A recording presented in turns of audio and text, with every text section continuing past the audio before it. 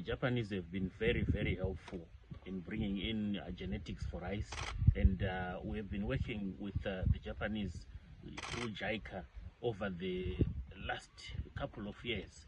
We have had, I think we have seen the Excellency Amai Mnangagwa in Manicaland taking us through what she has been doing also with the Japanese on rice. So the Japanese have been very helpful, and we appreciate these relations and cooperation that we have with the Japanese. Our hope is that the groundwork has been laid.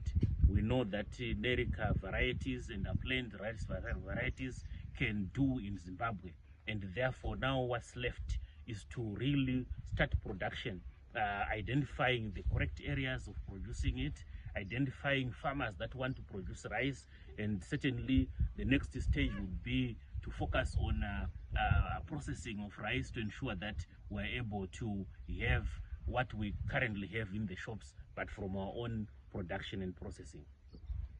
So our strategy is to ensure that within 5 years we're able to produce all the rice we need in the country.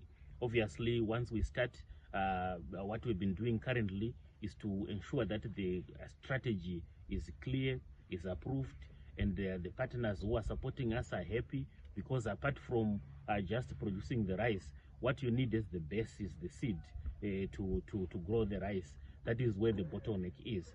So we have been working with partners to ensure that we at least have a seed bulking strategy to ensure in 5 years we're able to have all the seed that we want to produce the 50,000 or so hectares that we require for rice production.